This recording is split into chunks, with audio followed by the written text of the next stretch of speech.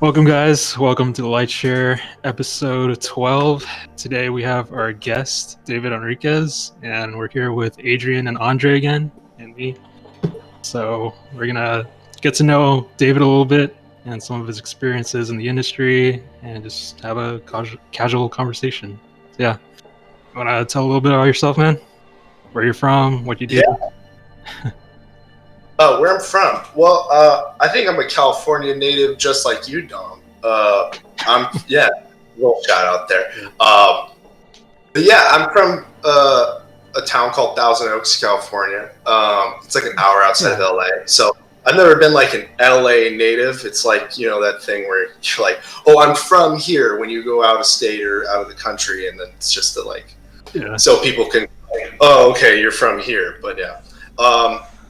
And then I went to film school in Chicago because I wanted to just get a little slice of life and not go to school in California like the rest of my friends. I'm sure, Tom, you went to school here, or you're still going to school here. Yeah. It's my last semester graduating. But yeah. It's great when you get out, so it'll be great. But for me, I was just like, I just wanted to see something else. And I really did, because Chicago is pretty cool. It's cold. But yeah, my education, my background is all film. So I went to film school, and I mostly studied originally to be an editor. I've always been able to draw some little bit of raw talent, but I didn't really hone that. And then, as I'm sure you've discussed many times before, all three of you guys, not necessarily parents. My parents are pretty supportive, but others might go, don't go into art, da da da da. So I went, okay, I'll just go into film because that's clearly better. But I learned all the background of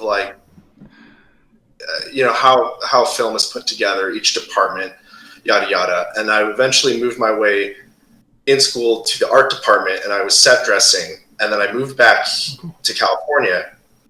Which was easy because I'm from here. And I mostly got my foot in the door set dressing on commercials and some features. I worked on some Netflix stuff. I've, run into a couple of the, some high tier talent on set. I've once shared an elevator with Elizabeth Banks while I was carrying oh snap props. Wow. And she's a big cool producer. Or I'd be I took I went to the bathroom, and then James Franco wanted to use the bathroom after me, and he gave me an evil stare, and I was like, it's okay, I didn't know your bathroom. And now it's recorded for everyone to know.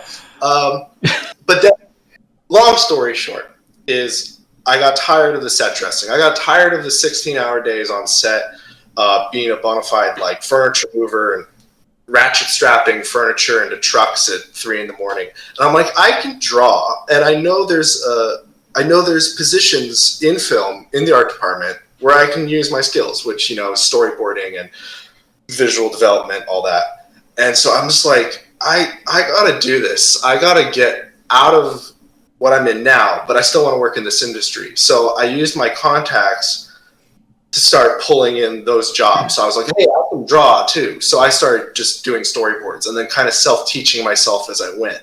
But I kind of knew how, cameras cut together, how films cut together, different camera shots, composition, da, da, da. So I filled in the gaps with just a ton of YouTube learning and just did that on my own. And then eventually I was able to, supersede that, the scales balanced, and then eventually it tipped in my favor, and I'm like, I don't need the set dress anymore. I'm making enough to survive, doing this, and that's pretty much where I'm at now. And now I've just been trudging away. Wow, that's yeah, a really interesting background. Yeah, quite the. Yeah, it is a little different than a lot of people, I think. Yeah. So you haven't worked in games at all, right? Just film for now? Or no, that's where I think it's going to be fun to talk about this, because I think a lot of you guys and most of the at least the Instagram community is all like, oh, we love video games and we're trying to get in these studios, and I've never worked in a studio. I've never even really wanted to. I'm completely freelance, and I work mostly with production designers and still art directors, but different different type of art director. Yeah. So how would you say like that's different from like what's your day-to-day schedule or like with those people? Like well, my day-to-day is I love to wake up in my pajamas and come straight to my world domination desk with 4 monitors, and that a lot of the reasons why I wanted to be a freelance is because I just didn't want to sludge my way through a studio. Not that's meaning no offense. I physically can't do it. But my day-to-day is, the jobs will kind of have breaks in between, which I appreciate because I'm not desperate for the cash or anything. I do pretty well for myself. And so I'll focus on myself on my days off or build up my portfolio or learn a new tutorial. But then on a job day, I'll usually wake up and I'll either get a text from some designer or somebody I've worked with before, and they'll be like, "You available pretty much right now?" And so you're kind of always ready for some jump to the gun job. And it's like, okay, start in 10 minutes or whatever. And you got to not be going to a doctor's appointment that day. You got to be like, oh, I got to go to work now. And then they'll usually run me through whatever it is they need. And usually it depends on what I'm doing, because I'll do storyboards and I'll do like concepts. With storyboards, it's mostly with a director. So usually a director might hit me up or a producer, and then we'll run that through and just do little sketches. Pre-pandemic, I would maybe sometimes go and meet with the director to sketch out stuff. But I love that you can do stuff virtually. And I was kind of a proponent of that even before working from home with the pandemic. And then with concepts, which is more our spiel, production designers will just be like, here's like my sketch of the set, here's some references, here's what I've been talking with the director, so I don't have to ever talk with the director then, and they're kind of like my middleman, my point man or woman, and then they just kind of leave me to my own devices, and I'll kind of like throw them stuff throughout the day, and I'll Skype or phone call and just go from there until it's finished.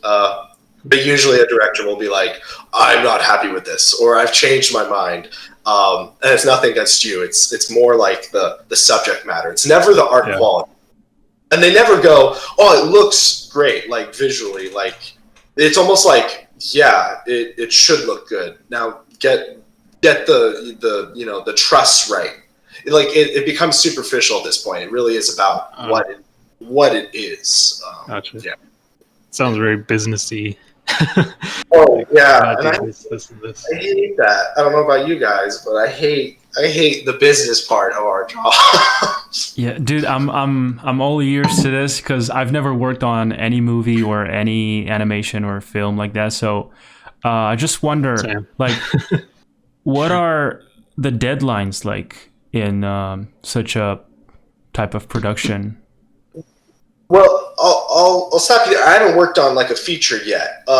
I want to, but I mostly do commercial work and music videos. So that's always, no matter what, you're kind of always doing a tight deadline with those. It's kind of like within a couple days. But then sometimes, even if it's a commercial, they'll be like trying to pitch something, and you're kind of helping make that pitch to just sell it to the producers, like, oh, this location is going to be a good location that we're scouting.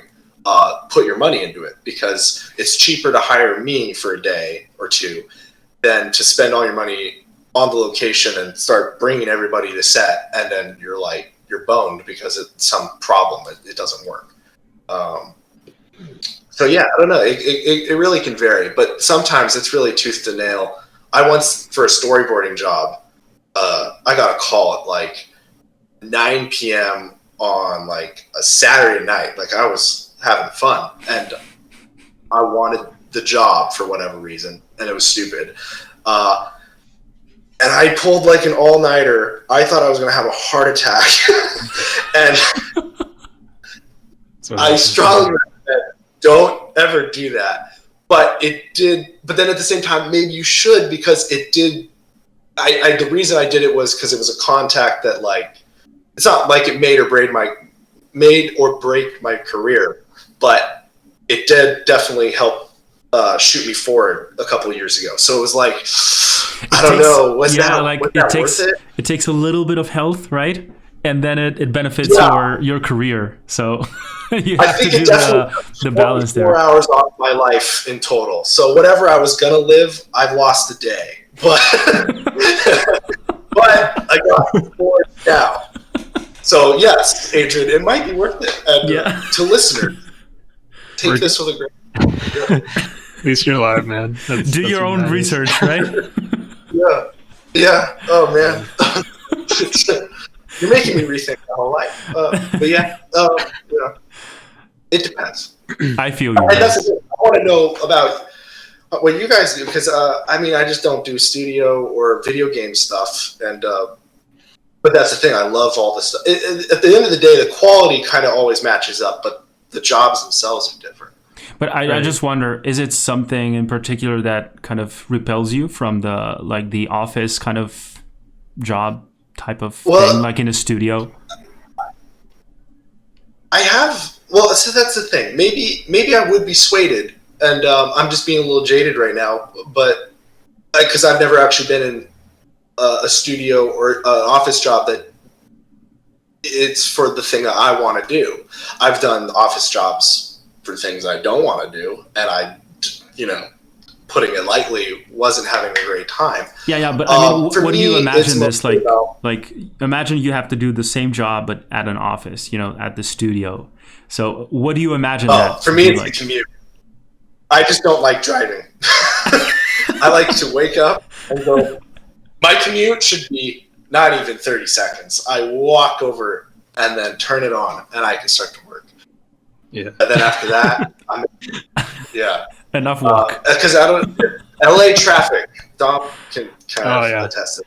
It's just trying to go south up north is bad. When you mentioned the driving thing, I imagine it had to do something with traffic, living where you're living. Yeah, so I think that to answer your question, that really did it. I could be swayed if the studio was 20 minutes away and they catered and they had free food. No, I don't want to have a list of demands, but I could do it for sure. It just all depends on a certain amount of factors, I think. I just ask because I think we all have conflicting thoughts, between freelance life and studio life, because they all have their own benefits, pros and cons. For instance, for me, what I like a lot from working from home and being a freelance is this possibility to just organize your schedule as you want. As long as you keep on with the deadlines, if you keep up with the deadlines and you deliver, then the rest is up to you. You don't have to spend from this time to this time in one place and that's it, right? You can be anywhere, right? I can take walks anytime I want. So you can do whatever you want. Nap time, let's go. Nap time. Then back to work, or you can spend the entire night working. I think I'm on the opposite end, actually. I really like working at the studio. I think I like working more close with people, like the fact that there's always someone around. That's what I like from a studio. Energy. The feedback, the instant feedback from people around you, Hey dude, come here, take a look at this. Yeah. That's okay, change it. Exactly. Okay, there you go. You don't have to wait for a message. It doesn't even matter if it's an artist. Yeah. Yeah. Exactly. I was working at the studio in São Paulo, which is a city that I live nearby, and David will probably hate this, but I was commuting for about 4.5 hours a day, and it was completely worth it, even though it was crazy and I was barely sleeping and I was taking freelance on the side as well. Dude, the people there.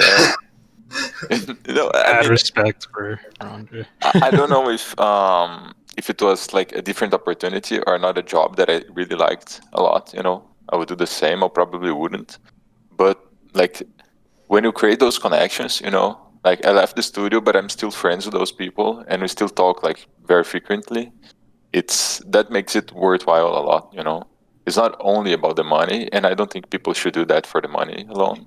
But if it's a great opportunity with great people, like you were willing to make some sacrifices, like the night that you spent like without sleeping. Yes. Imagine that, but like for 6 months, like that's. Yeah. Oh yeah, and you bring up a great point. You get to talk to people every day. While I get the pro, we're talking about pros and cons. The pro of my commute not being 4.5 hours daily now, which I did do, so I understand your pain, and I'm so sorry. But the con is, I'm here by myself, and I think I'm pretty introverted, but also I think I'm also pretty extroverted at times, and like you'll want to talk to people. So it is a very much give and take situation, especially with what's going on in the world, the state of things right now. Yeah. What do you think, Dom? I'm pretty introverted myself. Yeah. I think we all are. Yeah. But yeah, I mean, I can branch out to connections if I need to. Also, like especially on my college campus, like there's plenty of opportunities to network as well, and it works like a studio setting where everyone's kind of in the same room working with each other, in order to like exchanging ideas, it's like that.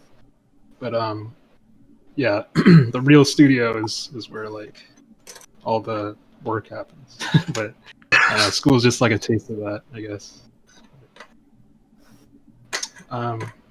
Yeah, I would say, like, coming back to the differences between freelance and studio thing, I think you got to be pretty disciplined, to be a freelance, because you have to keep up with the deadlines, and if you're surrounded by all this comfort, right? You can easily feel comfort. yeah. Because it's not the same to know in the back of your mind that I got to be there every morning at 8 or 9 a.m., right? And I'll only get to leave at whatever in the afternoon, right? And then I can just go home and do whatever I want. Here is like any time, right? So it's pretty tempting, right? Yeah. And I think that if you're not disciplined enough in the beginning, you will become disciplined yourself, because there's no way around it. You have to take control of the whole situation. And that's what I was willing to ask you, like, about this balance between work and life and also personal work, right? Like not only working for clients, but also doing like some stuff you wish to develop yourself or something like that. Right. Discipline. I love and hate talking about it. It's a tricky thing, and I think it's interesting because it really is what not makes or breaks your career or how successful you are, but it really is a huge contributing factor. And it's kind of, at the end of the day, what I'm always telling somebody who's aspiring. It's just like, you don't have to be good in the beginning. It's just the discipline of like, I'm going to make this habit every day to get something. And then that habit builds into other habits. And then all of a sudden you're kind of doing all these things that will helpfully self-improve you, at least in the things that you're concentrating on. Because, the brain can only take so much. I guess to your question, discipline takes a long time to build up. And then with personal work, that's kind of like the stuff I'll do on those off days. So if I'm hired for a job for 1 day, 3 days, that's kind of what I do. And then I try to self-discipline myself by being on call, ready to go, deliver as fast as I can with quality, be always kind of checking in with the designer or answering questions. But kind of taking into account that, I need to get up and stretch my legs. But the discipline of while I'm getting up to stretch my legs could be, well, instead of surfing my phone for 20 minutes, I could clean my apartment. So you're like talking about how we're tempted by things. Mm-hmm. Well, I try to be now tempted by things that better me. So instead of postmating something and spending an egregious amount of money, all the money I'm making on the day is now going to Postmates. And I don't want it to go to Postmates. I want it to go to I'll cook my own food. So I'll have that cooking in the background, or maybe do a little bit of like a 20-minute workout and do some calisthenic exercises. That's discipline. But maybe that discipline came from something that was more natural to me, which was art, and the things that I had a really hard time doing, which most of us have a hard time doing, especially with like being healthy and working out. Those habits, I saw the success and I went, oh, you know, I can do these things. And so self-discipline then trickles out. So my recommendation to people is like, do the thing you're actually like want to do, and learn that self-discipline, and everything else will kind of fall into place. Not going to happen overnight or be perfect, but all in due time. And we're all still so young, you know, it's going to take. It comes with practice, right? And experience. Dude, Hopefully that's so cool that you mentioned all of these things. Scatterbrain. Yeah. Taking breaks and doing productive stuff and all of that. That's really interesting, you know, because I think most people are just tempted to, you know, when you take a break, you just spend those 20 minutes on Instagram or YouTube or whatever, you know. Well, I think it's definitely a human thing. It's a human thing to get like distracted, and I don't think it's like anybody's fault. Like you just kind of get command of that part of your brain. Yeah, but there's like different ways to distract yourself, right? Some of them are more productive and healthier, I would say. You know, it's, in my opinion, it's better to just spend that time stretching or doing something physical, you know, just doing some workout, some quick stretches and stuff like that, instead of just pointlessly scrolling through social media. What are some of your not productive, healthy distractions? Like, what are some of the ones that you're trying to break, maybe, or not do as much? Is it like the scrolling or watching TV, or for me, it used to eating be like some candy or something? I don't know. Video games. Yeah. Like between work, I used to play video games. That was not a healthy distraction. It's a big time waste. Yeah, that's also very wide in terms of a subject, because it depends on the game. It can last, I don't know, either 10 minutes or 30 minutes or an hour, you know, and you don't even notice. That's the thing. These things are designed to keep you in. And the same thing for social media. You know, you go in there for inspiration, like, hey, I'm just going to check what other people are doing, you know, their artwork, their newest works. And then you don't even realize you're spending 20 minutes already watching like kitty videos jumping over whatever. You know, those are great. Those are great, but not in between the sessions of work, I think. Hey, audience, listeners, we are not disavowing the kitty videos of the YouTube. Please keep watching those. Just do it in moderation. Everything in moderation is the... Just save that for 3 a.m., you know.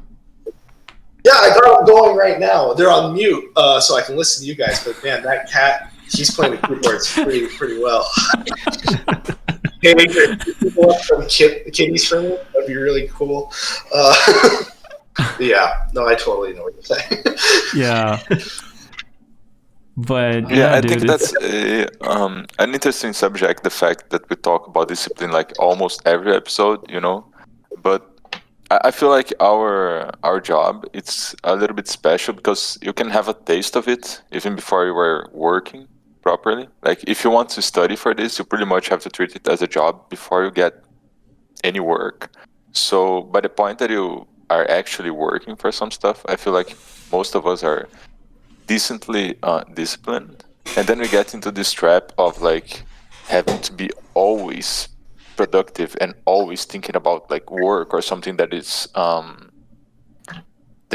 moving my life forward. And sometimes it's nice to like just stop for a little while and do basically nothing, you know, and like wind down your mind a little bit.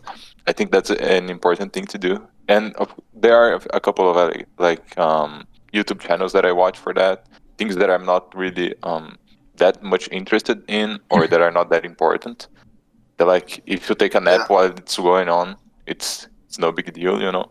I think that's important to mention too, because you get in. I feel like the trap, you know, like you are thinking so much about productivity that it's not enough. Like it's never enough. You even feel bad for taking a break. Yeah, you feel bad for taking a break.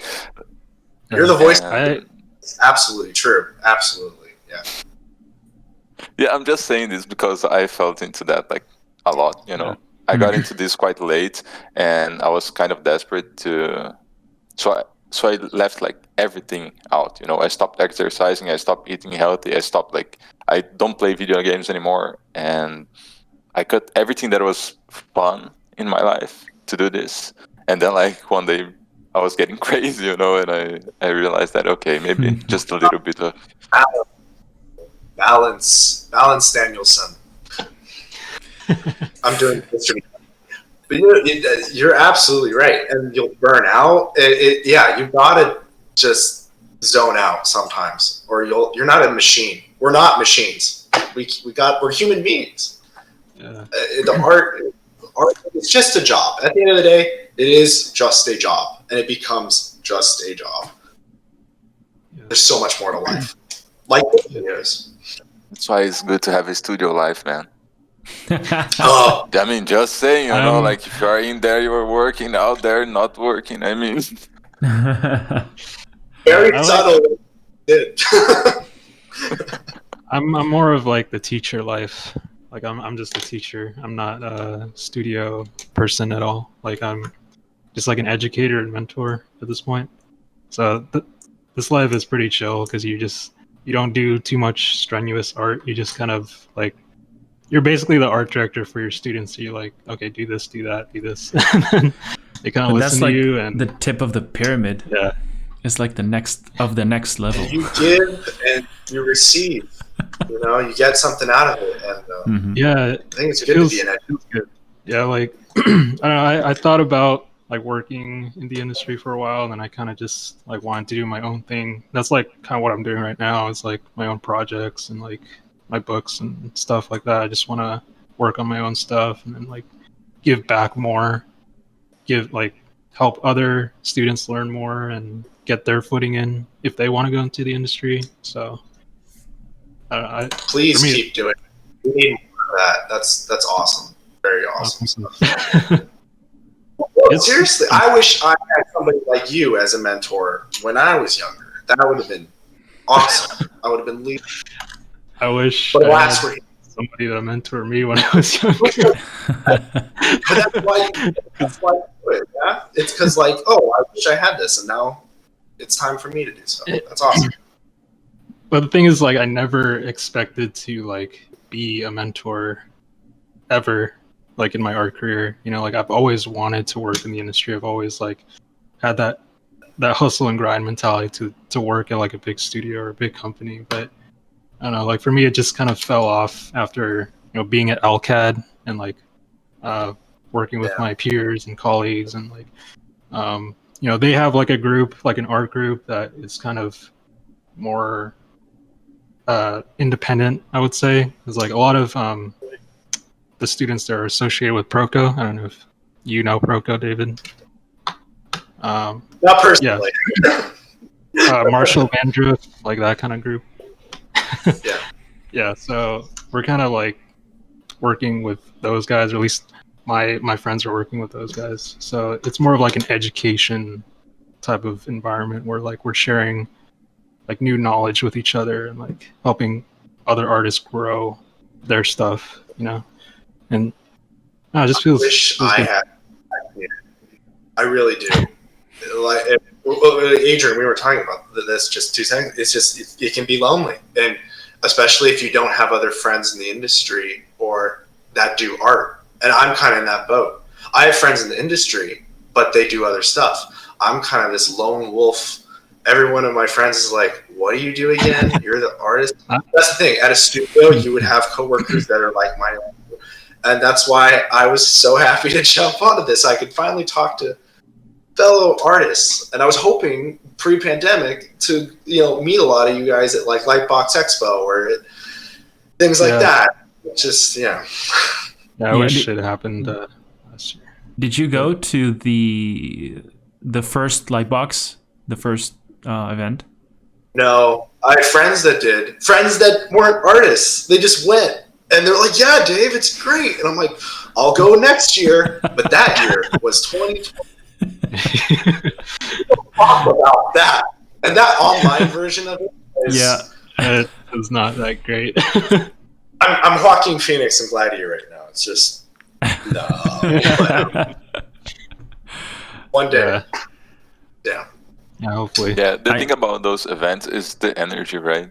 Like, it's not even the people that you talk to, because people tend to go to those events to try to talk to their art heroes, and they ignore people that are sitting next to them. But when I went to an art event, like, the biggest connections that I made was with people sitting next to me, admiring the guy doing the talk. Like, that's the rock star, that energy. Like, you you come back to your house, like, you don't even want to sleep anymore. You just want to, like, work all day, every day. It's like super motivating. But do that in moderation, Brandon. Yeah, me and Adrian, we met at the Lightbox Expo, the first one. Right. It's crazy. Right. Yeah. We were talking on Yeah. We were talking on Instagram. Came all the way from Spain. And then all of a sudden, I just saw him there. Are you? His Instagram handle back then was dual construct, and I'm like, "Are you dual construct, Adrian? Dude, Adrian Virlan, right? Dude, that was so cool, man. Yeah. Really cool. That's what it's all about. Well, dang, when we can all go to this again, maybe from Spain and from Brazil, we can all convene one day. That would be awesome, dude. For sure. Yeah. It's mostly the California group, but yeah. Do you join any art groups, dude? Like, I know there's like warrior painters up there in Pasadena, right, or something like that. Like those kinds of groups. Yeah. I would say I'm pretty lacking in that department right now. I went to like a couple mixers for like the animation industry, but that's the thing. I'm not really an animator. I just have friends that are. So I would like meet other artists, and they like, they're 2D or 3D animators, but it's not the same thing. So when I would go up and be like, oh yeah, I storyboard, they're like, what studio and like how many did it frame? I'm like, no, I do live action. And they're like, what? Like, well, some people are like, they don't even know that like you do live action storyboards. And I'm like, well, you never saw like Alien and like Ridley Scott's storyboards for that? They're like, no. And I'm like, okay, this conversation is going nowhere. I'm gonna go grab a drink. Yeah, so, but I've been to like a couple drink and draw things, but no, and that's what I mean. I really want to be part of that kind of community. I know like Robot Pencil has stuff in like Orange County that he does, but I'm not living in Orange County. I've always thought about maybe I should like chat up those at like Art Center and stuff like that, and just be like, hey, like I work in the industry. I'm not a student, but like, can I join in these communities? So to answer your question, I want to. Yeah, because that's discipline. I need discipline to go out. It takes effort, So like that's the point, right? Yeah. We're saying discipline. Yeah, Christian Nee, one of our guests that we brought on here, like he goes to like an atelier, so he just comes on like random school campuses and just talks to people, and that's how he makes friends. Like, what is atelier? What is that? Atelier is like a place where you learn like figure drawing. You kind of just do the figure over and over again. It's like a workshop, but it's not really like a school. But figure drawing. Yeah. No, I'm sorry. I'm dumb. But yeah, there's like really no ateliers here in OC. I don't think. Okay. But I just know that he sometimes just comes on to LCAT campus and talks to people, and that's how he makes friends with the school. And he talks to the teachers, he talks to everybody, and he has like a wide connection of people. That he doesn't really do art that much either. Yeah. He's just kind of just a social person, but he's really like introvert as well. But he just like pushes himself But yeah. Well, that's bravo to him. That's awesome. Yeah, I would recommend watching, like, he did a podcast with Marshall as well. Like, he did ours, and then he did one with Marshall. It's Vandriff, his last name, I think. And he goes about, like, how he thinks about these networking situations, And for people like us that tend to shy away from too much social interactions, I think it's, like, very worthwhile to know. Because, man, I didn't know that I was this shy until I met someone who was, like, really extroverted and who would talk, like, to anyone, anywhere, anytime, And you see, like, how you maybe are missing some opportunities because you don't realize that, like, you could be making connections, even if it's, like, you don't need to have too much in common to a person to really create a connection with them. And I don't think you need to be, like, super extroverted or introverted to have that connection. You just need to really say 2 words to open it up, and a conversation will happen. It's just about that. It's about making the first move, everybody. I feel like there's different conversation, but it does apply. there's like this switch in your mentality when you attend one of those events. It's like that's the moment to talk to people as much as you can.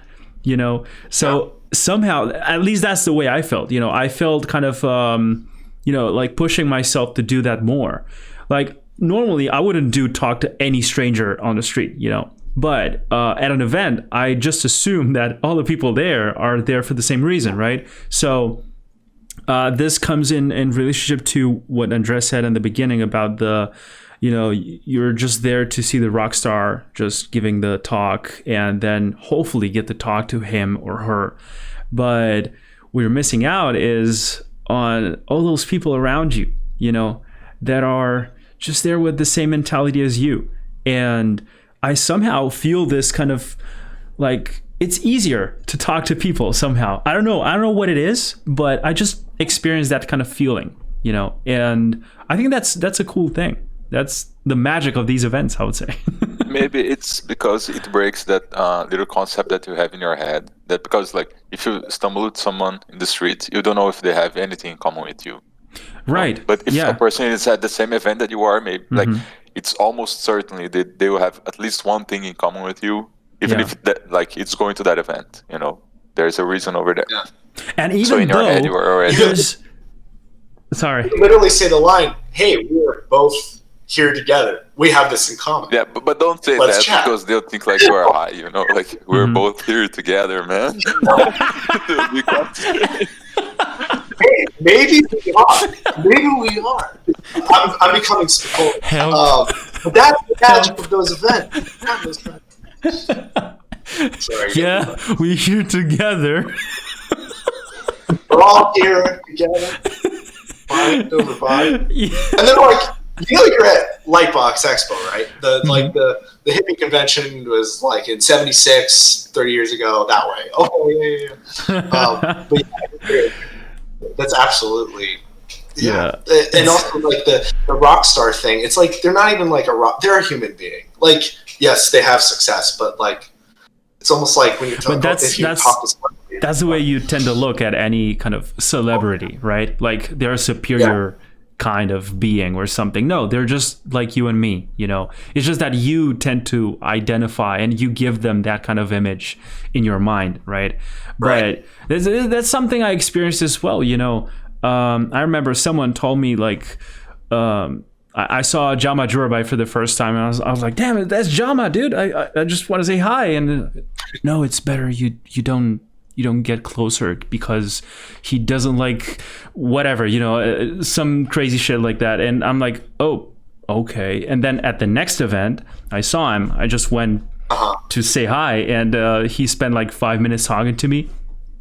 And I'm like, see, there you go. I don't see the relationship between. Whoever told you that first time to not talk to him, unless it was your brain. I was like, what the hell are they talking about? Like, this guy's nothing like what they told me he was. So I think that's maybe like a personal. That's a personal experience they had, like, oh, he ignored me, or oh, he, whatever, whatever circumstance they had, that kind of created the story in their heads, and they started to spread that. And I'm not talking about this particular example. It can happen with anyone. But the takeaway from this, for me, is just experiment on your own. Do what your instinct tells you to do. And if you want to say hi to that guy, just go ahead. Just say hi. There's nothing bad that can happen, right? The thing is that sometimes the worst feeling is when you feel like you can interrupt some conversation they're having. Your fear of missing out on talking to that artist because, I just wanted them to see my work, or I just wanted to ask them something in person, and they're talking to like 3 other people, and I can tell they're tired. They just want to leave, but what do you know? Maybe you'll find them later. It's not over. Like, the event is not over. I'm just saying this because you at some point will feel that kind of urge to, oh my God, I gotta do it right now. I gotta do it now before they leave, because, and you kind of create these stories in your head that messes up with your whole mood, I guess. So the thing is, just chill. Overthinking. Yeah, you nailed it. Overthinking. Don't do it. It never goes well, and that's from personal experience. Yeah, absolutely. But that's human. I think it attests to what you're saying. We're all just human. Let down the pedestals in this rock star status. If you perceive that in your head, we're just take a chill. Yep. We're all here. Right. Yeah, it's when you reach like that certain level, like it's when your skill bumps up. Like, people will start to shift their mindset that like you are this superstar, but like we all have this imposter syndrome deep down inside. We're just like, nah, why me? But yeah, it should be like, I'm just really good at doing one thing over and over again. That's it. That's really the magic. Yeah.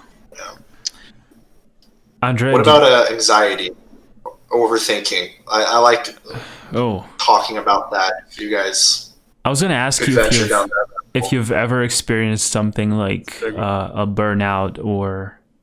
Oh yeah, absolutely. Go ahead.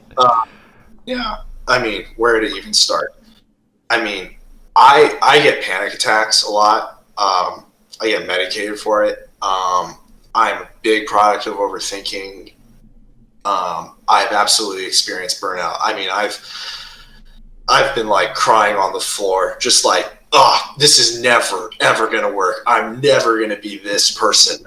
This person did this at 23, or this person did this, and you're creating all these milestones based off somebody else's life, and that's their life. It worked this way, and that definitely happens, and it can happen with anything, not just art. It's just like we always attribute it to the thing we want most, and for some reason we always think, especially in like a capitalist society where it's like what job you have is the most important. Oh, this is the end all be all, but at the end of the day it becomes a job. So I think it's like important to go through those things. Like, it's never fun, but you come out stronger. But yes, absolutely I have. And I was wondering if you guys, I mean, obviously you guys have, but what kind of experiences you've had with burnout? I think I started to feel less that way when I understood that it's okay to compare yourself to someone else, right? It's okay to have like an idol or like a reference, someone you look up to. But I think it was the moment that I understood that we all have like our own journeys, like our paths are all unique in life. And even though we share some similarities, like we overlap in certain areas, there's certain coincidences, right? It's all unique, right? It's your way, it's your life. And yes, there are some, I don't know how to call this, like objective, I'm not going to say, truth. yeah, not traditions, but like by this age you have to have this and that and that, and by this age this and that, right? And you're like, oh, I didn't have that when I was that old, so is that wrong? Is there anything wrong with me? That kind of thing is what I was really into for a long time, and I was really getting worried about that. Like, I'm not fitting in, you know, people are looking at me thinking stuff about me, but what do I know? That's only in my mind, right? I never asked them, hey, what do you think about me, right? It's only stories you make in your mind.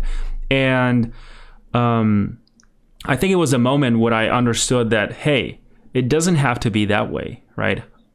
Circumstances are different for me. This worked for me in a different way, and there's nothing wrong with it, right? I'll have what I want whenever the time comes for it and when I'm ready to have it. So in my case, that was it. I still have those little nasty negative thoughts in the back of my mind, like it's not gonna work, you're not gonna make it, or, you know, stupid shit like that. But it's I can tell it's like I'm accepting that other reality, you know, the more real reality. let's put it that way. You know, what I can truly say that this is what's happening. You know, I'm acknowledging the present, and I'm no longer so worried about the future, because at the end of the day, I think that's what makes those kind of panic attacks or whatever, you know, that anxiety. It's like being too focused on in the future, which, by the way, is something that I don't think we'll ever gonna be happy with, because it's a constant growth kind of journey. You know, you will always want something else. It's not like I'm gonna get to this point and I'm gonna be happy with this. I'll always want more, and that has nothing to do with greed, right? It's just this desire to improve yourself all the time. You'll never get to a point and say, I'm happy this way. You might do, but then you're instantly gonna say, but I can do better, right? So, yeah, I don't know. This is the way I see it. Let me know what you guys... Well said. Well said. That was great. Yeah, I had this point in the beginning when I was starting concept art. Like, I wanted to keep leveling up over time. You know, there's like always this competition in the beginning where, like, you know, with your peers and everything, you have this healthy competition. They're like, oh, we gotta do better. We gotta be good. But the thing with that is, like, I feel leveling up and trying to be the best is infinite. You know, it's never ending. And so I feel there has to be a time where, like, you have to let go of the competition and just, you know, stay focused in your own path. Exactly. And like block out the noise and just, you know, start putting your skills to use to something greater, like a project or something. So that way, like, you're not just endlessly leveling up, because when you get to the top, like, where do you go from there? You know, that's why it's like it's like what do you chase next? You know, what's the next thing that you're because for? Especially in art, like, you know, how do you tell who's better? Like, apart from the rules and the objective kind of structure and formulas to make good art, right? Like, when you get to a certain level, how do you tell who's better? Like, what's better even, you know?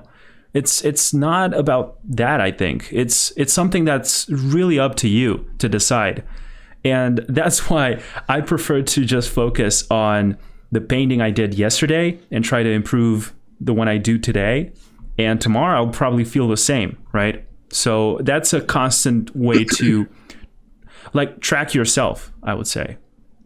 And that's awesome for us as artists, because you just take a look at pictures, you know, even Facebook or Instagram or whatever reminds you of, like, here's something you did like 5 years ago, and you go like, whoa, holy shit, I can really tell now that I really improved, because, you know, it's a slow kind of improvement thing, and it doesn't matter how fast you think you improved. You don't really notice it day by day, right? To you, it's always the same, until you take a look at some impactful image that is like a drastic contrast between what you do today and what you did like a year ago, sometimes even like a month ago, or something crazy like that, you know.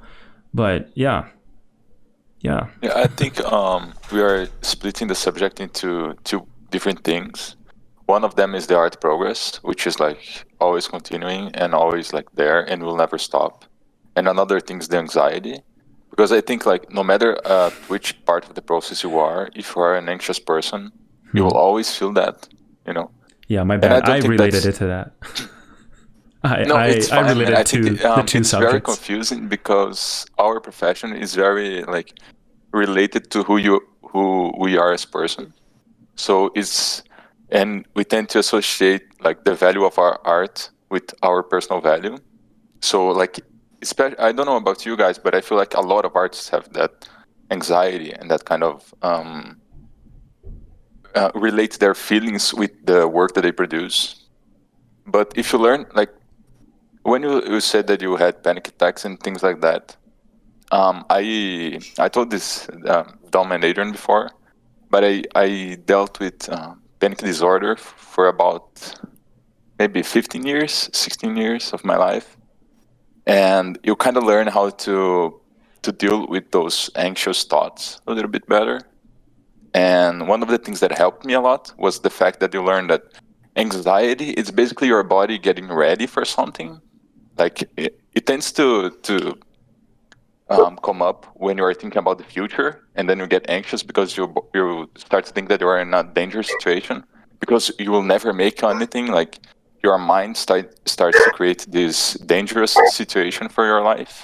And like I'm no psychologist, so I don't want to give like advice for people. I just want to talk about my experience.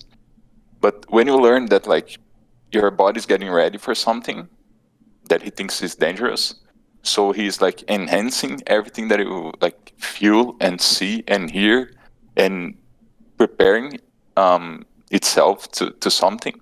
You start to like pay more conscious attention to what's happening. So like you like start to tremble a little bit. Yeah, right? exactly. And like you start to be more aware of that kind of feeling, and it's easier to control it that way. But then like when Adrian was talking about the age thing, right, which is very present, at least people our age, our generation, I feel like we have a lot of that we haven't achieved something. Maybe you could use a little bit of that anxiety towards something productive, and instead of thinking that this is a feeling that's bad for you, it's just another feeling, like feeling happy, something that's good for you because it motivates you. Feeling sad, it's good because it makes you like value what you have more. Maybe anxiety, instead of being like good or bad, it's just neutral, and you can use that positively or negatively. And you could like, what used to happen to me was like I need to lay down on the floor and calm myself down, things like that. But maybe I could use that energy that my body is giving to me to do something productive. So basically, the story of anxiety that I had was I had to treat myself, and I like treated with psychologists and with medication and everything. But when I learned how to deal with that, the second time that I had problems with anxiety, which was in social situations and things like that, I started to using that feel like, I started to feel the anxiety, and instead of like making that a bad thing, I was like, hell yeah, man, I'm getting pumped to do this. The very thing that I was afraid of doing, I was like psyching myself up to get excited to do that, so I could use that feeling towards something productive instead of something negative. And like when your mind starts to realize that maybe feeling something is not positive or negative, is neutral, and you use that feeling the way that you want to. And like, of course, I was very like immature at that time, and I was using that to like not to do anything productive. But after you mature a little bit more, and you learn that thing that I did with anxiety, that like I turned something that was negative into a positive thing, I could do to any other feeling in my life. So it's like I learned it how to, as a stupid example, I learned how to cry when I see an emotional movie, because that makes me feel more in touch with that. And that enhanced my life experience. So I think like if we as artists can pull that into our own work, yeah, man, I think that we'll get rid of a lot of people's anxieties, and they'll start to realize that it's normal to think about your work and to be attached to it, as long as in the end, the result's something positive. So if you're afraid that you're not gonna make it, and that makes you spend like an extra hour every day to do your work, that's awesome, man. I will not criticize you for that. Like that makes you do the extra push. And I feel like I'm the only one talking right now, so please. What I understand. Well, information. Thank you for sharing, because it's personal. It's hard to disclose, But I think you're absolutely right. Yeah. What I get from that is that it's like a matter of perspective. When you said that you trained yourself perspective, I like that. To interpret it. Yeah, it's like it's not so much about what happens, but the way you react to it, right? So that's something that's really important to take into account, because most of the time you will feel like you have to have control over what is happening, which doesn't even have to do with you, right? It's not like under your control. It's not up to you to control that, and you kind of feel bad for that, right? So it's the moment you realize that it's really like a freeing kind of emotion, like taking a weight off your shoulders, because a lot of people are feeling guilty for stuff that they're not even guilty of. It's not even up to them. It doesn't have anything to do with them. Preach. This is good. That's true. All of it. But seriously, more people need to know that. But we're if you're not reaching out or talking about it like this, you're gonna those that are dealing with it inflicted like this are gonna just stay in their head and that thinking that they have no control, when there is no control, like you're saying, except for what you can control yourself. Not the things that are out of your control. And you also brought up the point of, like, before, you were saying this isn't reality. Like, yeah, certain things, that's just not reality. It's a reality you're putting in your head. Yeah, exactly. I love where this is going. This is all the stuff that should be talked about more. Yeah, absolutely. Yeah, that's why I was steering away from like just discipline, because I think it can cause a lot of anxiety. And I don't mean that in a bad way, or that we shouldn't have talked about that. But it does. It can, yeah. Sorry. Yeah, just go ahead. I was just go ahead. Go ahead, Adrian. No worries. I think Dom wanted to say something. No, I was just gonna say, like, yeah, mental health is a huge problem with a lot of artists. Like, it's not really as talked about, but I see a lot of people suffer from it, and just having mental breakdowns, or like going through depression. It's another thing. Yeah. You know what I think it is? Like, outside of exposing that side of yourself, showing that vulnerability side of you, it's like you don't think that people will benefit from hearing your awful story, right? Which is exactly it's like you don't want to hear somebody there. You don't want somebody to hear your dirty laundry. It's just like, that's the way you feel about it. But to me, that might be actually exactly what I want to hear. That's something I need to relate to, right? So, it's the way I see it, And yeah, dude, I don't know. I think that. I think that's the way it is, man. We're all connecting the dots here. We're like, I see. We always start with a couple of jokes. Share and talk and reality. This is. I'm excited of this, but this is true. It's honest. It's good. This is a perfect representation of like our average kind of conversations. We always start with a couple of jokes about anything, and then we always end up getting deep into some subject of this kind. And that's so cool, right? That's why we actually started this channel. Like, we wanted to record this because we always ended up with this feeling of, oh man, we could have recorded that. That could have been helpful to someone else, And boom, LightShare appeared. Yeah. So you were all hanging out and socializing, but it's like, let's actually turn this into a real podcast and formalize it a bit. Yeah, it was actually Dom was like word for it. Dom was like the executioner, the one who took action. We were Yeah, I'm like Dom Lay. the one who executes. The executioner. It's almost Now- like a card, you know. Yeah. Yeah. But yeah, 66.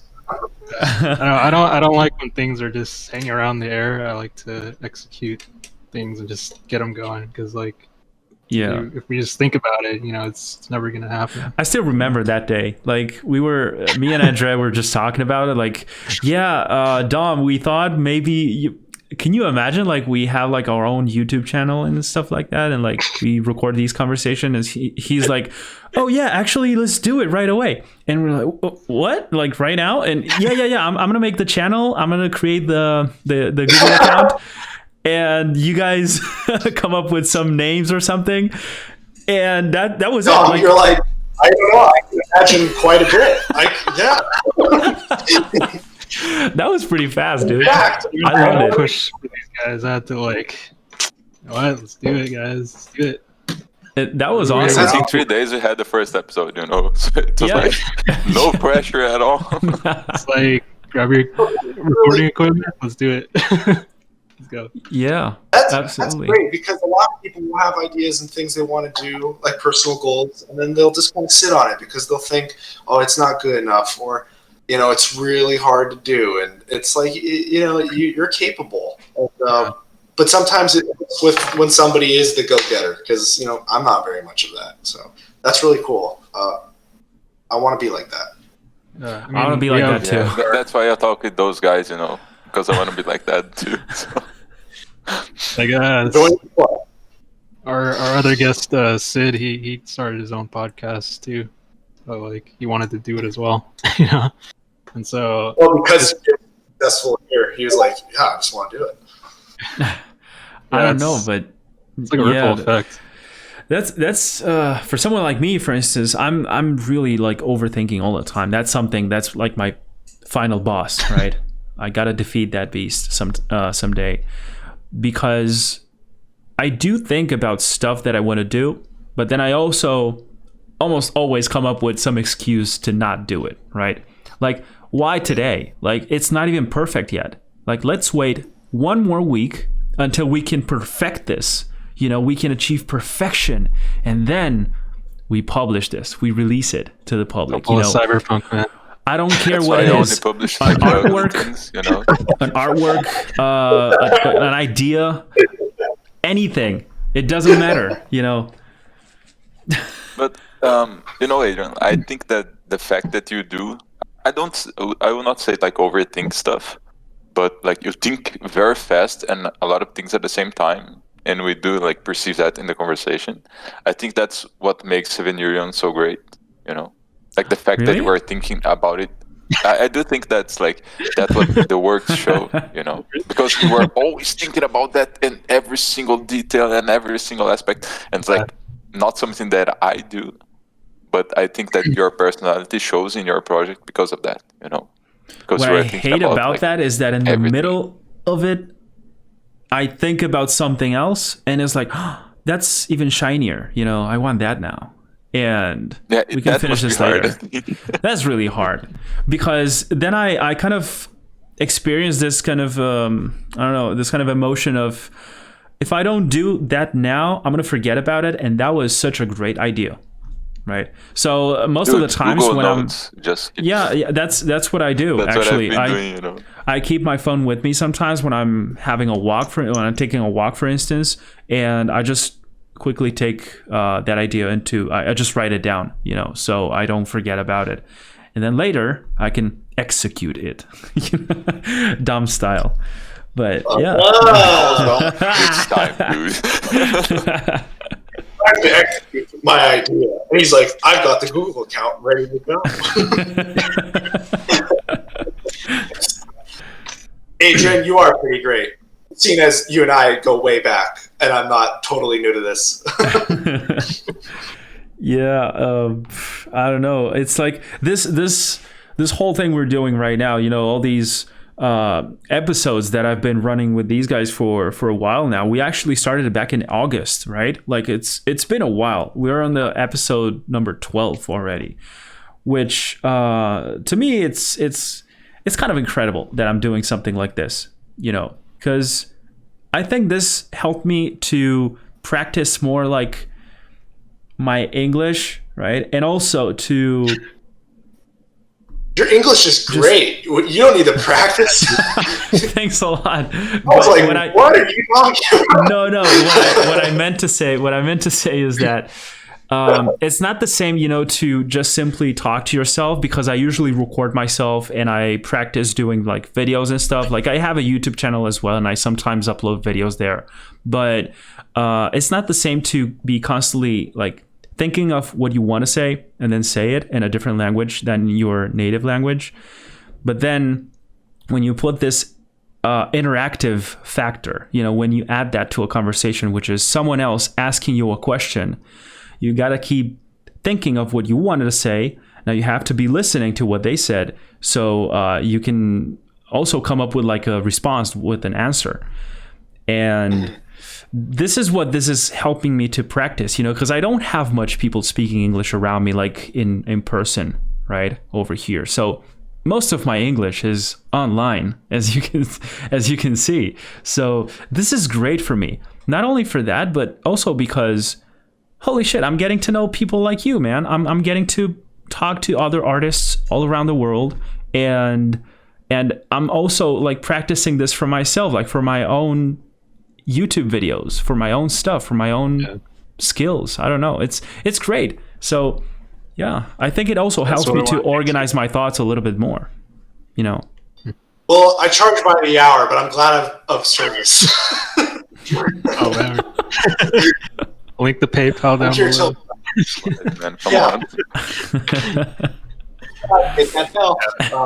No, that's all.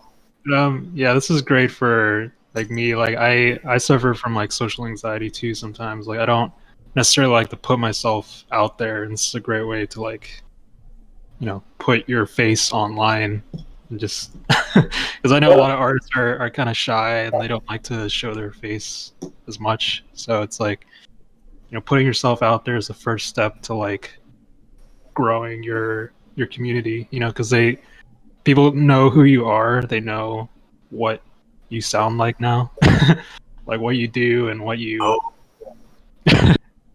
Yeah, I think that's one of the reasons why I think that I haven't grown my account as much, my social media accounts. I think that I don't do enough of that humanizing it, That's an advice for everyone out there. I think there's a friend of mine, because I went to marketing school, right?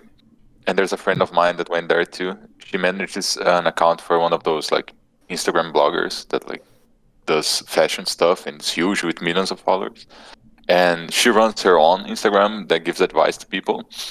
So I was watching some of her stories, and it was always like, humanize your account. And then I went to check my own feed, and like I have one post with my photo in it, and my profile pic, and that's everything. And no one ever sees my face or hear my voice or anything else. I was like, maybe they think that I'm a robot. Because Andre's a bot. Creating that human connection is really important to your audience, because they it's not just art they're looking at on your page. They know that there's an artist behind the work, and like oh, maybe I can actually talk to this person. You know what I mean? I could create a connection with this person instead of just liking their art. So I'll never post a picture then, because they do not think that they can talk to me. I actually like seeing a lot of artists' life more. I don't like the art's cool and all, but I like seeing like the artists, like their life and stuff. I don't know. Mm-hmm. Like to me at least. That's interesting, because there's a lot of people who are like of a different opinion to that, because it's like they prefer to see personal stuff aside from an art account. I've seen so many people asking in the stories like, hey guys, would you mind if I start posting personal stuff here, or would you rather like me to do to create like a separate account for that?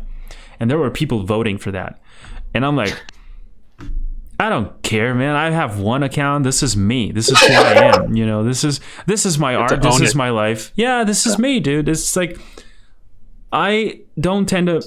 I usually don't post like pictures or videos of myself in my feed, in my gallery, but that's what stories are for in my case, because that's it's the best way, I think, in my opinion. They get deleted anyways, so and you get to connect with your people anyway. So I think it's perfect in that sense. Yeah. Yeah, I think I just don't like to share my face on social media. And here we are recording a video, but that will be there forever, right? But you attributed that. You're not that ugly. I think you attributed that to your I'm not growing because I'm not showing my face. I don't think it works that way. Necessarily. I think it's personality, I think I didn't show enough personality. And of course, that was just a quick thought while I was watching other person talking about it. And in the back of my mind, I'm always thinking how can I grow this? And why it's it stopped for a while.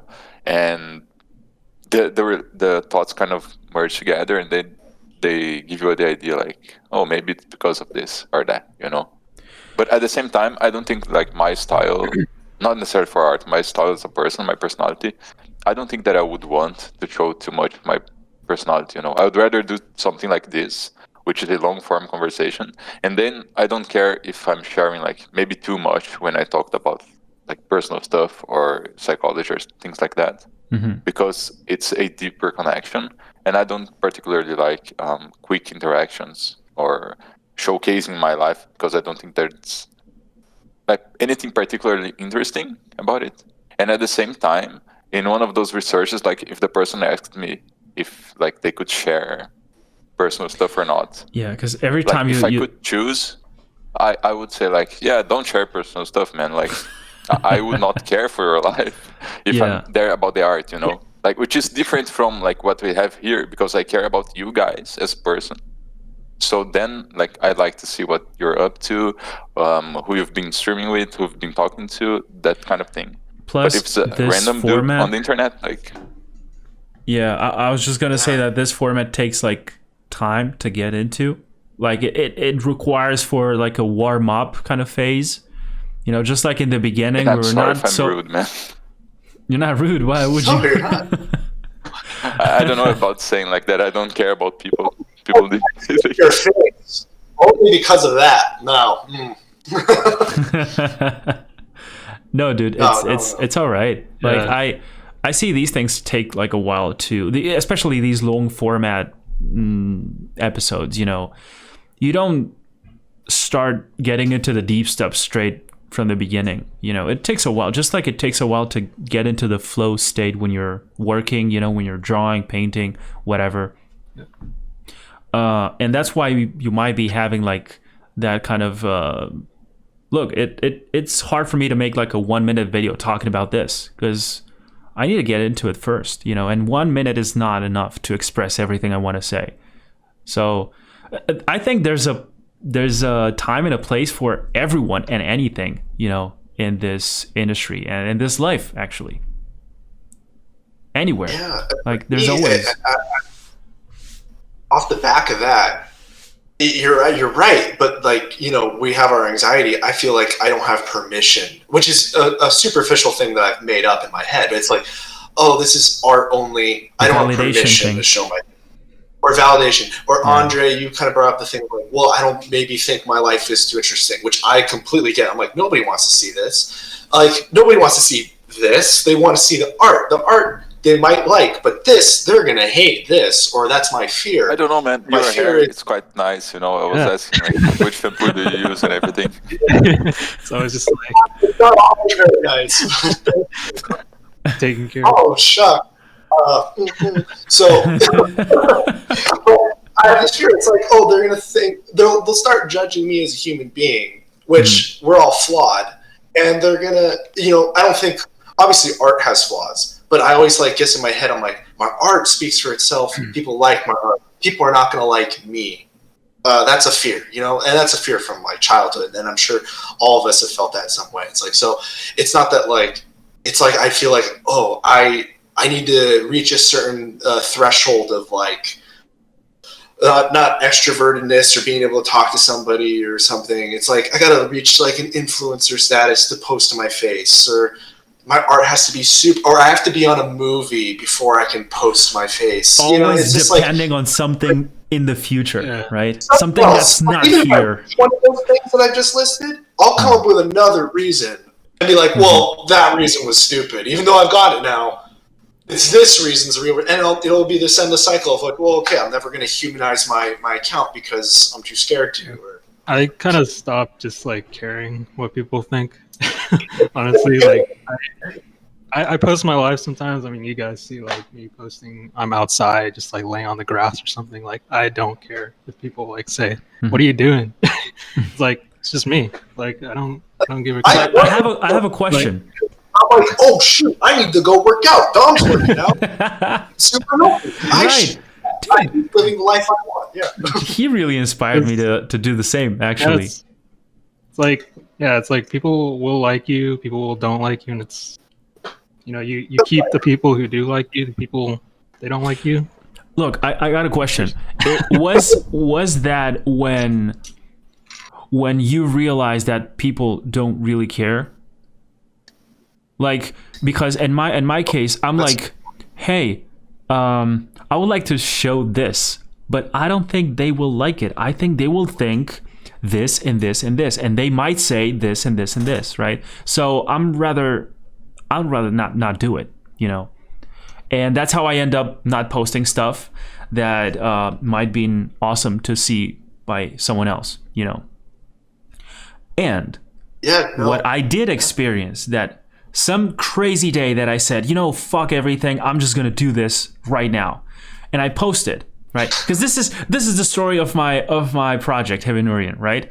I was like developing this awesome thing that I'm so passionate about for like a year and a half. I never dared to post it anywhere because I was unsure of how people will react, of the questions that I was gonna be asked. I was kind of insecure of what would I respond to those questions, because it's like, I know I have something, but I don't know what exactly is. So the moment I started to post that, people were like so welcoming, like, dude, this is awesome. That's like the moment where for me it was like, okay, so I can do this. I can keep posting because they like it. Was it something like that for you? Like when you realized like, okay, they don't really care, so I can just keep posting, or you just straight away said, okay, you know what? I'm just gonna do whatever I want. I'm just gonna post it. I'm not sure if I'm explaining myself here, but anyway, I hope you guys get it. I think okay, so what I was thinking while we were talking about that is you like to see other people's stories. I mean, their IPs and things like that, right? Mm-hmm. So I think it's a pretty quick connection to realize that people also like to see yours. But to me, the thing about personality and humanizing your account is that I personally never cared about like people's personal lives, and I still don't quite understand how like bloggers can have so many followers when they're just showing like, hey, I'm in the mall, I'm going to buy a shoe, or like, it doesn't get into my head how people get following when like the only thing that I admire like from afar, it's their work, unless I know them as a person, and then like I want to know about their lives, right? Because it's important to make the distinction that like when you get to know somebody, then it's okay for their life to be interesting. At least that's how I view it. But that happened like all the time when I was a teenager. Like those boy bands have millions of girls like that knew everything about them. Mm-hmm. And this is just like the newest version of that, and that's the reason why like I don't particularly like to share things. So maybe when you realize that your social media has to be your personality, you would get that difference, which route you will take it, because you were taking one where you were showing your personal project a lot, and you were a storyteller. At least that's how I perceive you, right? So it makes sense according to your personality that you would share that kind of thing. And I don't know if it makes sense that you would share like way more of personal stuff, but you share things with your dog, which is the main character of Heavenurium, right? Mm-hmm. And that all like creates a connection. And maybe, I don't want to speak for you, Dom, but maybe your personality makes sense that you share like your moments in your life. But instead of creating like a fast rule to everybody to humanize it, even though that will create more following, maybe you should focus on like showcasing who you are, in the sense that like the account speaks for itself, and your presence online would feel the same as your presence in the real world, you know? That's great. Yeah. Awesome. That's a great way to put that. Yeah. I think it has to do with some level of relatability, perhaps. You know, like you follow certain accounts because they somehow resonate with what you feel towards a particular subject, which is what they post about or what the account is about. So maybe the thing you mentioned about, vloggers with, just going to the mall and drinking this and that, maybe that's what their followers would also like to do. And maybe with them, and maybe, I'm not sure, I'm getting into the psychological thing that you as well like to talk about, but maybe that generates certain connection in your mind. And that's what a lot of these celebrities are based on, I think. You just follow them because you somehow connect to them. And I truly think it's the same thing. Like, think of everyone you follow. Why do you follow all those people? There's a reason, right? You connect with them in some way or another. You either get inspired by what they do, you think alike, or I don't know. Yeah. There are some people that I intentionally follow because I disagree with them in what they post. What? And I'm not joking. Like, I know that's weird to hear, but imagine that like everything that you said makes sense, right? We need some opposition, in life. So no, social media it's there to connect people that think alike. So it's very hard to come by someone that disagrees with you and challenges your view. That's right. Mm-hmm. So like every once in a while, I'm scrolling through my stories or my feed, and I see something that like I'm like, come on, that's not true, or that's a shitty post. But that makes me think, Yeah. So hey, listen, I initially laughed at this, but I think you're making a good point. I know it's funny, but it makes sense if you think about it for more than like 10 seconds. Mm-hmm. Yeah, absolutely. I really want to do that.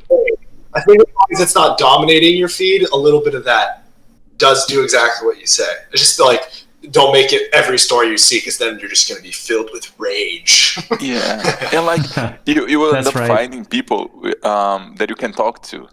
Like, so I have a couple of friends that I made. That I became friends with just because when they posted something that I was like unsure about, I was open to talk with them about that subject in a like respectful way, because they are another human being, and you don't want to like come flying at them with the like kicking them in the face, but that creates like a lot of interesting conversations, because at the end of the day, like, everybody's different, and you will find something that you disagree with everyone, So if you don't know how to handle those conversations, you will end up having like very few friends that only say the same thing over and over again, and like never improve or never move forward.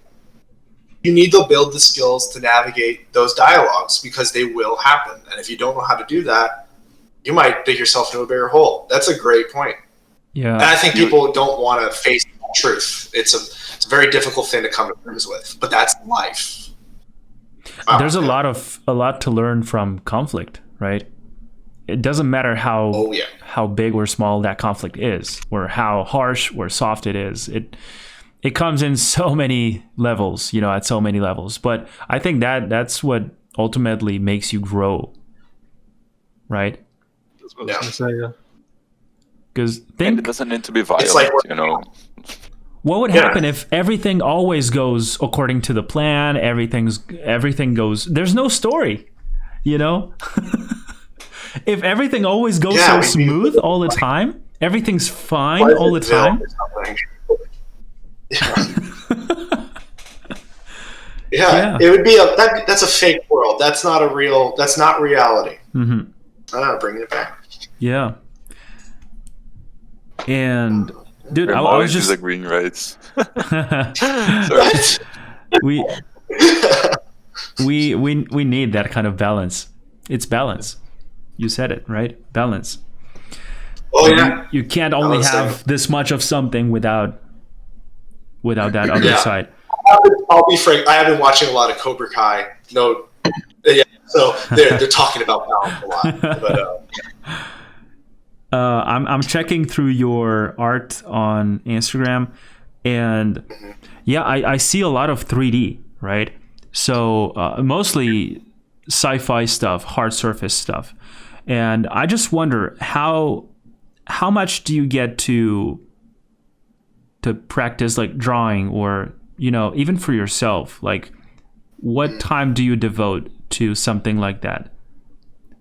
So I started this kind of like art journey and made that like change that I was talking about from like one job to the one I'm doing now about like 4 years ago. And in those first 2 years, I was kind of doing the super disciplined thing. We kind of talked about this earlier in the chat where you kind of disregard a bunch of other stuff, maybe like exercise, You're just kind of focusing on this. And I was doing like online figure drawing. And you took it as a challenge or something?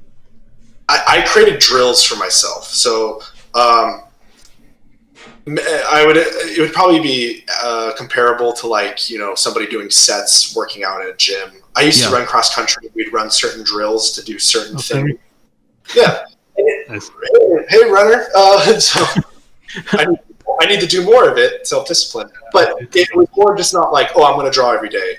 I'm going to tackle a specific thing, some weakness, even stuff I'm good at, I'll continue. But put focus on the things I'm weaker at, build that muscle up, even if it's an art muscle.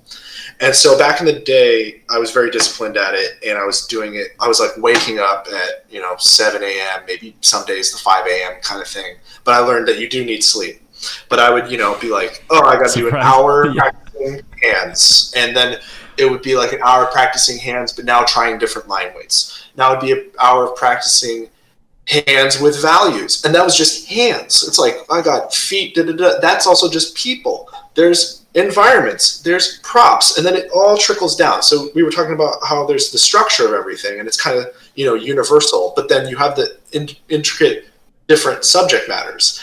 But then again, you should try to do what you like. Obviously, a job might require you to paint something or draw something or design something that's not what you like, but that's just to pay the bills. But you should try to be doing what you like. So as you said on my Instagram, I like to do sci-fi. I like to do horror, and I like, And so I found myself really digging 3D and props and hard surface stuff, but also because it's like wasn't something I had done before, and I like to challenge myself, and I like to make myself kind of universal in terms of I like it's the jack of all trades thing. Does it work? Does it make you more able to get jobs? Who's to say? But usually people look at my portfolio after finding me and go, "Oh, you have something here that relates to the job I want.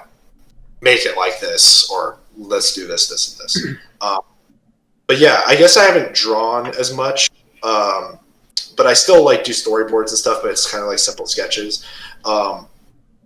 And then it was the same thing with like painting and all that. I would like paint every day. I would do master studies, but then I realized that 3D was becoming such a big part of concept art. And it was such a foreign language to me. I'm like, I need to learn 3D, but I still don't know like Maya. I don't know 3ds Max. I've just kind of been teaching myself with Blender and a little bit of, ZBrush. ZBrush, like organic sculpting comes a little more naturally to me because it's kind of like you're pushing clay, and a lot of the anatomy stuff that you might learn from drawing is the same thing, especially with the Wacom tablet. You're like literally sketching out with like clay buildup. Yeah, and I like playing. It's more intuitive, less technical. Yeah, it's a little more intuitive, and less technical. Technical stuff, you have to build the habit. You have to force yourself to be like, okay, I've got what I want in my head. There's some intuitive, artistic stuff I can apply to this, but I need to know how to navigate this software. And there's only one way to do it, but there's a million tutorials, and I have to put in a bunch of hours to do it. And if I don't do it, I'm going to stagnate and it'll never progress. So it's like, okay, there's the stuff you're good at naturally. You can always improve that, and you should, but you need to also put time into stuff that you're weaker at to make yourself more well-rounded. And that's kind of where I guess I would say I am pretty disciplined in that. It still takes forever, still get super frustrated because you want to be somewhere. I want to be Jama, but not because like I want to be him. I just want his skills. But you gotta. We talked about this too, and it's how it all relates. You gotta realize you're a human being, and that that's not reality. He lived his life, or whatever artist really that you admire. And then it's on you, and it's your life, and you progress at your own state. Just don't be too lazy, but also have days where you just play Red Dead Redemption 2 all day. You got to do that. Yeah, we were kind of talking about this, Adrian. How we should have like inspirations, but also like maybe David, you can be the first you. You don't have to be exactly Jama, but like you can try to have him as like it's like a reference point, and then like steer your own path towards like what your vision of what art you want to make is. Yeah.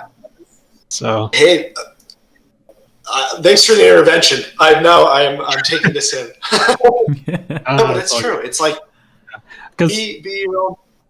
Yeah, I had this huge problem before, like when I was talking to, well, you guys know Scott. Like my whole art thing was, I wanted to be like John Park for the longest time, and he was like, "Why do you want to be John Park?" Like, and that kind of made me like, I just want to, I want to be like John Park. I want to paint like him. Yeah. I want to. What do you mean? Why I want to be like him?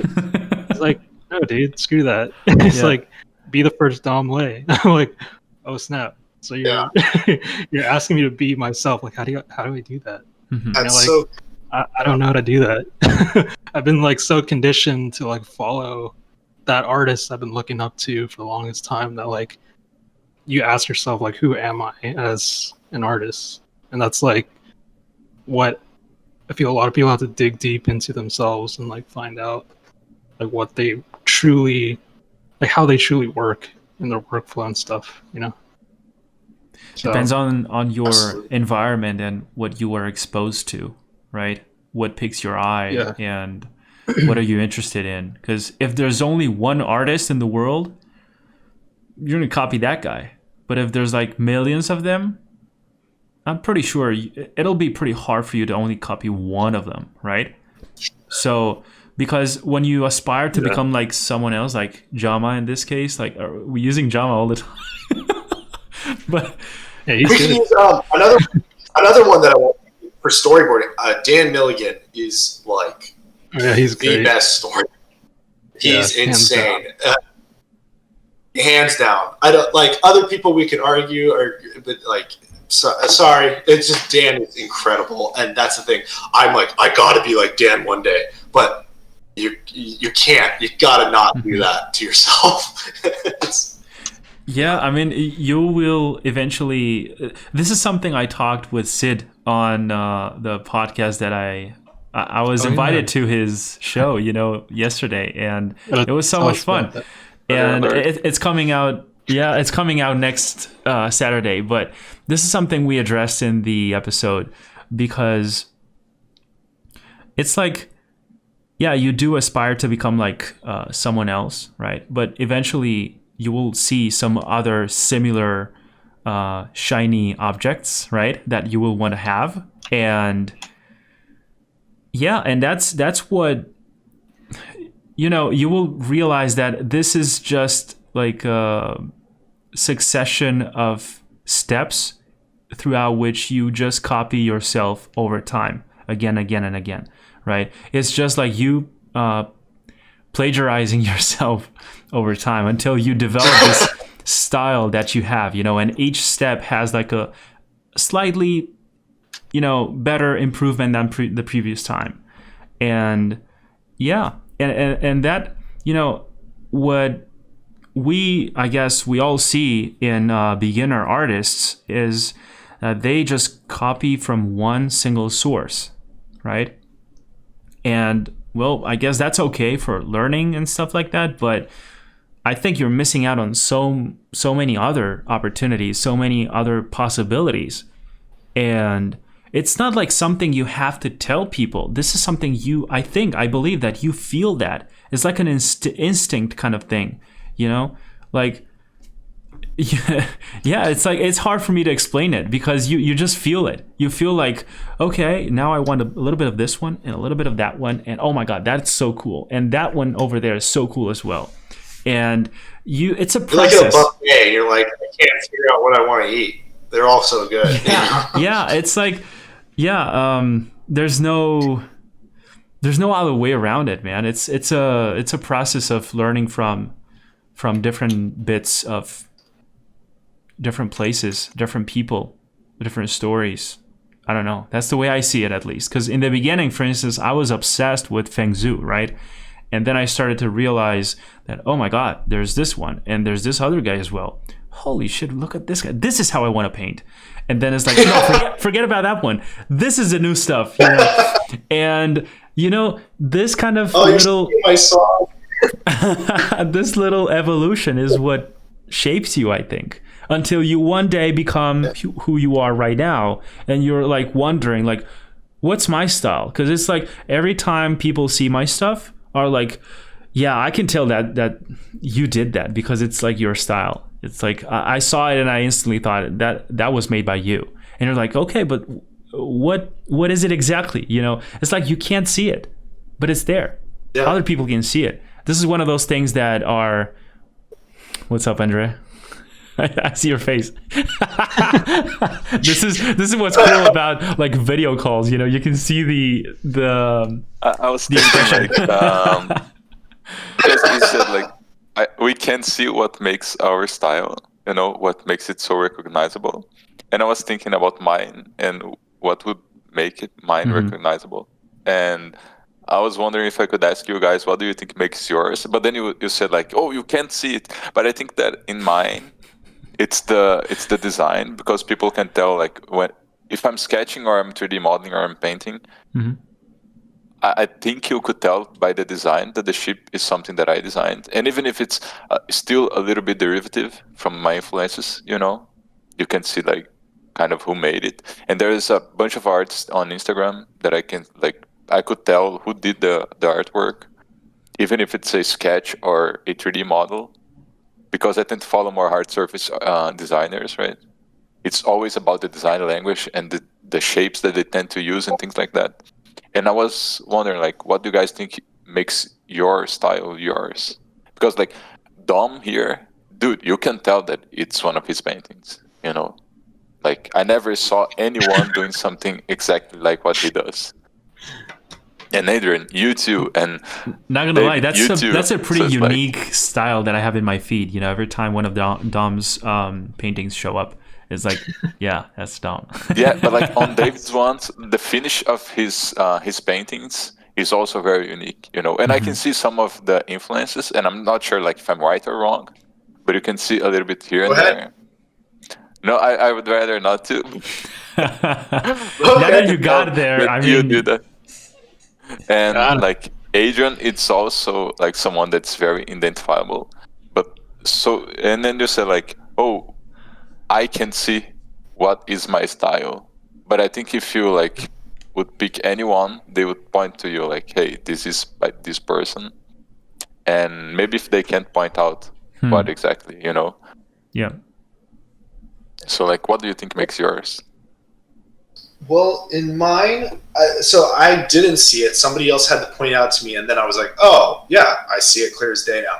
Somebody described my artwork as ethereal, which I'm guessing means like, I like to do a lot of like top lighting and kind of like bloom out the light and then make it kind of like ghostly, like not like spooky, just kind of like, oh, it's kind of otherworldly or something, no matter what it is. And then my value range is very contrasty. I like a bright highlight and some grit and shadow. And I went, oh yeah, I definitely don't do anything pretty.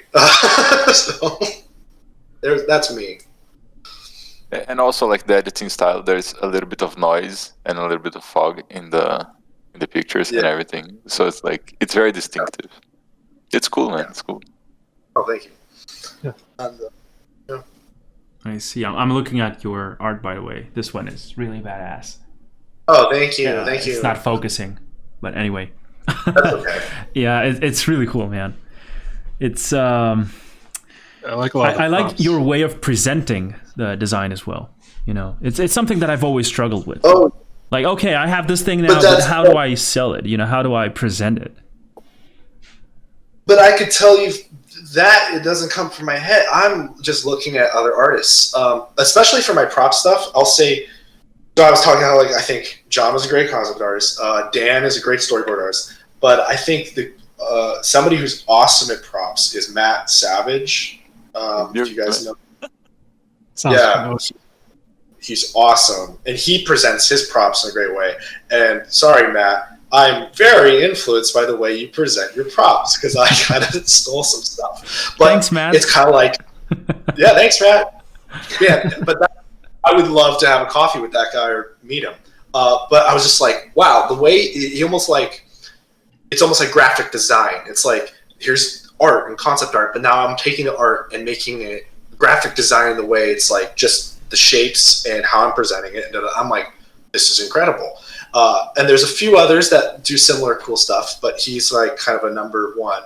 But that's the thing. It's just kind of an amalgamation of other artists and how they present their work. And then you kind of go, okay, I like that, but I don't like that. And I'm going to take a little bit of that, but then I'm going to throw my spin on it. You take what you need, right? You're taking all these little bits from the buffet table, and that creates eventually your own. Yeah, there we go. My man. I like that. So yeah, but when I look at Dom stuff, I know automatically it's watercolor. You know, you're very watercolor influenced. Oh man, what's his name? The watercolorist, Joseph Zivik. Do you know who I'm talking about? Yeah, it's really hard to pronounce. It's like a Polish name. I am screwing him up. Yeah. It's like a Polish name, but he might be Australian. And I don't know if he's one of your influences. But like that guy is an incredible watercolorist. And I'm like, Dom has at least heard of this guy. So, yeah, like I've only started experimenting the watercolor style like since the beginning of this project. Like beforehand I never really looked at watercolor that much, surprisingly. So it was like my first go at it. And then like as I did each piece, that's when I started like finding my flow. It got easier. And I didn't think it was gonna like pop off or anything. Like it's like who's gonna enjoy that style? It doesn't look anything like what? Oh, it makes the digitalness of it look traditional. And that's hard to do nowadays because everything looks so. Stark contrast to maybe me, it looks digital. Yours, like, you could be like, oh, that could be a watercolor. Like, even though it's digital medium, you're taking very traditional. And I've seen your little time lapses. You still paint it very traditionally. You'll layer up, but you'll layer from the bottom up, much like if it was on real canvas and you can't go backwards. You can't cycle through the layers. So that's pretty cool and commendable. Because with watercolor, it's like they work from the canvas. Yeah, they work from the back to the front because they use the background as the lighting. Yeah. So yeah, just the canvas, and then the other stuff is like the build-up on top. So I had to like study a little bit of that and how they work. So it's to me it's really fascinating how you can always learn something or get something. It doesn't matter how small it is, this piece of information from any kind of style, any kind of work, any kind of source of inspiration. Like, I don't care you're into fantasy only or only organic stuff or only stuff like that. You can learn something from a sci-fi, extremely sci-fi image, really futuristic stuff, really hard surface things to apply to your own stuff, right? It's almost like this universal kind of concept of knowledge, See what he did with the light right there? Yeah, that's exactly what I'm going to do here. And it's a completely different image, right? But it's like the same concept. So I don't know, that can be extrapolated or applied to anything, really. Anything, literally. Like, maybe switching topics too bad here, but it's like those business books, business-oriented books, right? Like, you can still extract some information from there and apply it to the way you do art, the way you discipline yourself to wake up every day and do something you love, right? It's I don't know, it's a crazy reflection that I had, when I realized, like, why am I even reading this, And then I was instantly seeing, like, a lot of connections between stuff that I didn't even thought could be related. You guys know what I'm talking about? Everything is related, bro. Everything. I'm also looking at now Adrian and Andre's stuff. And Andre, we've obviously talked before. And you have just all these great hard surface. You just sketch 1,000 designs that I could never even fathom. Andre's insane. Andre's the machine here. Yeah, he's crazy. Mining machines, and I'm just like, I think the Doug. They're actually like good sketches. They're not like one's not bad. Like they actually, Yeah, you just need to not post the bad ones, It's easy, right? Just don't post the bad ones, and that's. But Andre, you clearly have heard of Doug Chain. I know that. He found out. Wink, wink. I don't know. The artist, it's saying something. But and then Adrian, I think I only have just started following you because I now just gotten invited to this and all that. But man, you have so much work. I mean, I'm gonna have to spend a day just going through your whole Instagram. But yeah, you might see a big change at some point because that was like a project that I started to spam that I did long ago, a couple of years already. 3 actually. I'm not getting used to 2021 yet. But so everything that you see right now is how good he was 3 years ago. You can't even imagine how good he is today. That's not what I meant. Even though there's an image I did last year. I think I wouldn't say it's your most famous, but it popped up and I'd seen it before. Is the one of you got the manta rays flying around in a cavern, but it's a city, and there's 2 people overlooking it. Oh yeah. I definitely seen that before, and now when I was browsing through Instagram, I'm like, oh, it's that guy. So clearly the algorithm is working for you. Good job on the 12K, by the way, because I'd seen that before. Thanks a lot, bro. So awesome. I appreciate it. Yeah. Yeah, I think what makes Adrian's style for me shine the most is in his personal pieces. He focuses a lot on storytelling, guiding the viewer's eye through the piece. And on the professional work, you can see the brush strokes very loosely, forming the shapes and everything. And Dom's play with light in a way that it's very unique, right? So I think that's what constitutes his styles for me.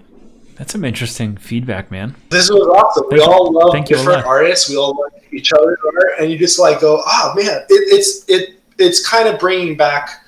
Not that they've gone away, but art museums are still a thing. But kind of going to an art museum and they have a whole thing of different artists, and you like it all, but there's different things. And sometimes it's not even about the technique on this one. You're just I like this one because the story's cool. My favorite Picasso painting is the blue guy with the guitar. I'm just I don't know. I dig that. He's just playing guitar.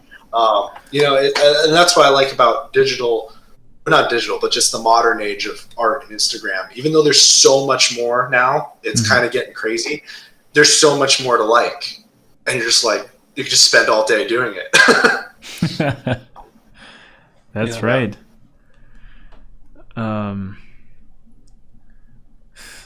To me, it's just so curious, man. I lost count of how many times I felt like this guy's reading my mind.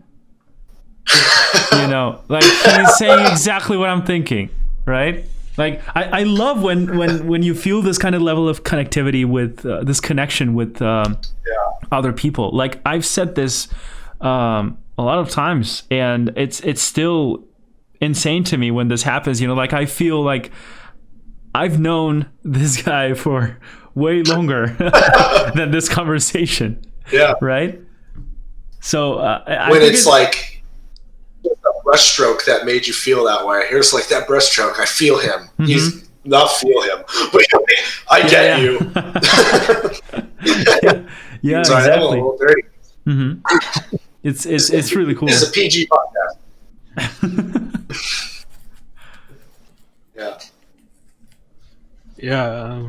To bring it full circle, I guess. Do you have like any thoughts for viewers, or like anything you want to tell anybody about? Do I have any thoughts? I have empty thoughts. No, I mean, I don't want to just anything that I've already said before. Maybe I'll just kind of feel like I'm repeating myself. But I know you guys talk about discipline a lot, so I don't want to repeat that. But it's just, you know, you just kind of gotta. If you are worried about starting out, you just kind of have to build a habit. But maybe the way to do it is not think you have to do everything at once, and that the certain things are not reality, and there's your reality, and that just start small, and it's okay to. It's not even okay. It is great to start bad and make 1,001 mistakes, because making mistakes is how you go. I've made a mistake. This is okay, and I'm going to try to fix it next time, instead of just kind of letting stuff plateau. That's advice. That's the best concluding message we've ever done on an outro here, I think. Oh, yeah. Send it quickly so we don't screw it up. That's awesome, dude. Thanks for saying that. Yeah, no, thank you for saying that. Really, we couldn't have said that. I had a ball, guys. Great. That was great. This guy has to come back at some point. Sure. Oh, you have to come back, man. If you guys will have me back, I would be glad to have him. Yeah. It was awesome to have you sure, here. You know, I'll have to think about it. Let's see. Fair enough. You gotta play hard to get. You know, it's not that easy, man. Like, there's a lot of competition trying to get into the podcast. You know, I cannot guarantee anything. Andre's the moderator. You have to get through him first. I'll do fisticuff. I just let anybody in, but Andre's the real gatekeeper. You can come on in.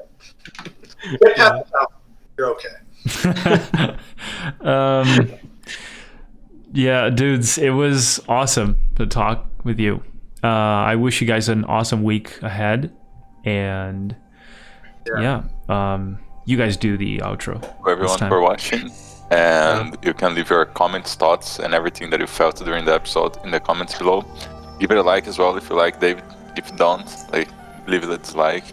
And no, I'm just messing. It's impossible not to like this guy, but that's leave too honest. Everything down in the comments. Share the podcast with people that you think might enjoy it, and we'll see you guys next time. See ya. Peace. See you guys.